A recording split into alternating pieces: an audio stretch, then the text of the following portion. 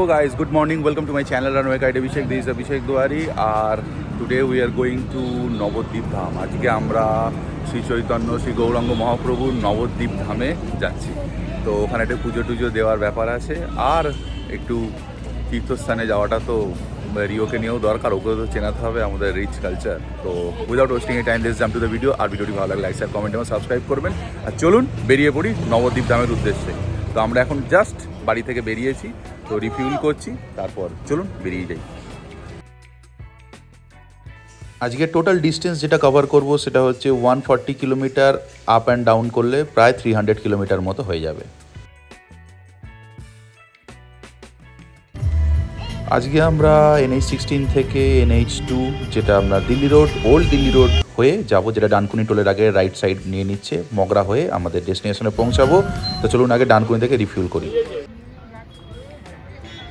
So basically রিফিউল plus রিওকে breakfast করাবার জন্য আমরা একটা জায়গায় দাঁড়িয়েছি, ঠিক ডানকুনির জায়গাতেই. তো এখানে চলুন খাইয়ে দিই রিওকে.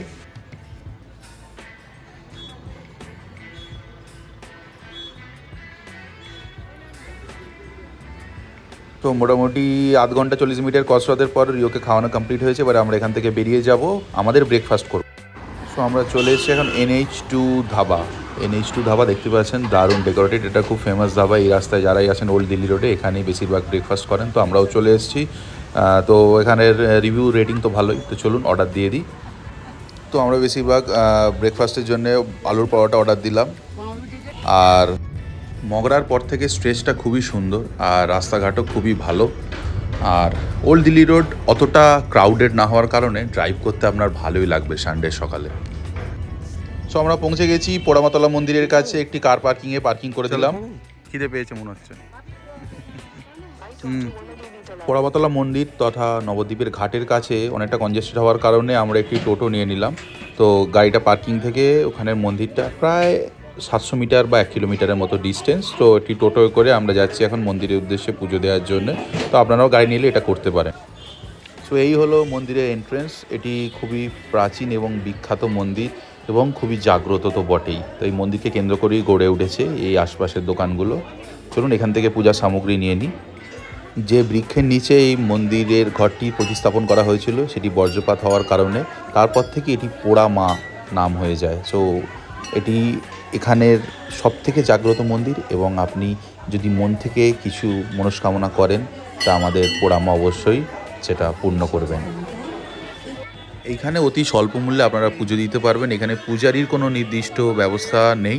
আপনি চাইলে পূজারীকে দিয়ে পুজো করাতে পারেন, নাহলে নিজেও মাকে প্রদক্ষিণ করে নিজের পুজো সম্পাদন করতে পারেন. পার্শ্ববর্তী একটি মহাদেবের মন্দিরেও আমরা গিয়ে দর্শন করে এলাম, একদম সংলগ্নই. এবার রিওকে খাওয়ানোর টাইম হয়ে গেছে, নিজেদেরও খেতে হবে. এই হোটেলটায় আমরা খেয়ে নিচ্ছি. এখান থেকে ঘাটে আপনি নৌকা পারাপার করে মায়াপুরেও যেতে পারবেন. এই রাস্তাটি সোজা ঘাটের দিকে চলে যাচ্ছে, টোটোগুলো আসছে ঘাট থেকে. পশ্চিমবঙ্গের হেরিটেজ কমিশন নদিয়া জেলার এই গ্রাম্য পোড়ামা মন্দিরটিকে হেরিটেজ তালিকাভুক্ত করেছে এবং এই মন্দিরে সারা বছর দক্ষিণা কালীর ন্যায় ভবতারিণীর মা ভবতারিণীর পুজো হয় এবং একমাত্র সরস্বতী পুজোর দিন দেবী নীল রূপে পূজিত হন. সো আমরা এখন চলে এসেছি নবদ্বীপে আরেকটি আকর্ষণীয় দর্শনীয় স্থান নরহরি ধাম. এই আশ্রমটিতে শ্রী চৈতন্যের 60 ফুটের একটি মূর্তি রাখা আছে. তো টিকিট কেটে আমরা ঢুকে পড়লাম. কী করবো, এই যে সুন্দর দেখুন পার্ক টাইপের করা আছে. এইটা না আসলে কি করতে মিস হতো. হ্যাঁ ওটাই বলছি. সো এই হচ্ছে সেই বিখ্যাত 60 ফুটের মূর্তি, শ্রী শ্রী মহাপ্রভুর মূর্তি. আর এখানে দুপুরবেলায় মহাপ্রসাদের বা মহাভোগের আয়োজন থাকে. আপনারা চাইলে এখানে মহাভোগ নিতে পারেন. আমরা এখন মহাপ্রভুর আশ্রমে এসেছি. এটা হচ্ছে নবদ্বীপের বিখ্যাত 60 ফুটের যে মহাপ্রভু, তার মহাপ্রভুর যে স্ট্যাচু আছে, তো ওটা দেখতেই পেলেন. তো ওয়ান ডে ট্যুর হিসাবে কয়েকটি জায়গা নবদ্বীপে দেখাবার চেষ্টা করছি. আই হোপ আপনাদের ভালো লাগছে. আর চলুন আরও কিছু দেখে নি ক্লিপিংস.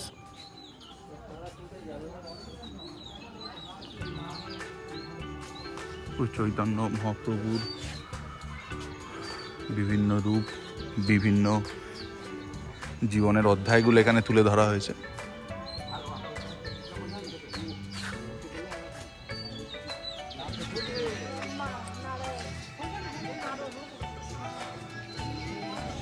এই জায়গাটি অনেকটা গুপ্ত বৃন্দাবনের মতো ফিল দেবে। যারা অ্যাকচুয়ালি বৃন্দাবনে গেছেন বা গুপ্ত বৃন্দাবন ভিজিট করেছেন তারা এই গুপ্ত বৃন্দাবনের ফিলটির কথা বুঝতে পারবেন, রিলেট করতে পারবেন রাদা। এই তো এটা কে বাবু? এটা কে? কার ছবি? খুব ইন্টারেস্টিংলি এখানে একটি মিউজিয়াম মতো করা আছে, যেখানে আপনার শ্রী চৈতন্যদেব এর বা শ্রীকৃষ্ণের জন্ম থেকে মৃত্যু বা মানব জন্ম এর বিভিন্ন অধ্যায়কে ডেপিক্ট করা আছে, বা বিভিন্ন ইম্পর্ট্যান্ট ইভেন্টসগুলো হচ্ছিল যেখান থেকে আমাদের হিন্দু ধর্ম আজ ইভলভড হয়েছে। তো সেই ইভেন্টসগুলো আপনারা এখানে এসে উইটনেস করতে পারেন।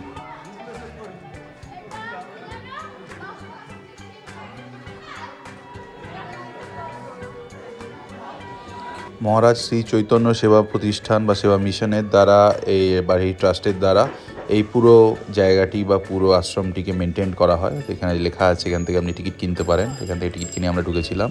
তো এবারে আমরা যাব একদম প্রাচীন যে জন্মপীঠ, যে জায়গায় জন্ম হয়েছিল, সেই জগন্নাথ মিশ্রের যেখানটা বাড়ি, সেখানে আজকে আমরা এসেছি। তো এখানে প্রচুর ছোট ছোট হনুমান ভর্তি। তো খুব সাবধানে আসবেন যারাই আসবেন, আর এটা খুব ভালো লাগবে আপনাদের। এলে একটু সময় হাতে নিয়ে আসবেন, এই সমস্ত জায়গায় সময় কাটালে আপনাদের মনের অনেক প্রশ্নের হয়তো উত্তর পেয়ে যাবে। তো অবশেষে এবার ফেরার পালা। আমরা এখন দাঁড়িয়ে আছি বিষ্ণুপ্রিয়া স্টেশনের এখানে লেভেল ক্রসিংয়ে। তো যারা ট্রেনে আসতে চান তারা হাওড়া থেকে কাটোয়া লোকাল ধরে খুব সহজেই বিষ্ণুপ্রিয়া স্টেশনে চলে আসতে পারেন। সো ফাইনালি আমরা কালনা পেরিয়ে জিরাটের কাছে একটি টি স্টলে দাঁড়িয়েছি, লাদাখ টি স্টল। এখানে রিওকে খাওয়ানো হবে, খাইয়ে আমরা এবার এগিয়ে যাব। সো খাওয়া দাওয়া করে একটু টি স্ন্যাক্স খেয়ে আমরাও বেরিয়ে পড়েছি আমাদের ফাইনাল ডেস্টিনেশন, আমাদের আজকে বাড়ির উদ্দেশ্যে। আর এখন ডানকুনি পেরিয়ে গেছি। তো আই হোপ আজকের ভিডিওটি আপনাদের ভালো লেগেছে। যদি ভালো লেগে থাকে লাইক, শেয়ার, কমেন্ট এবং সাবস্ক্রাইব করুন এবং দেখতে থাকুন আমার চ্যানেল।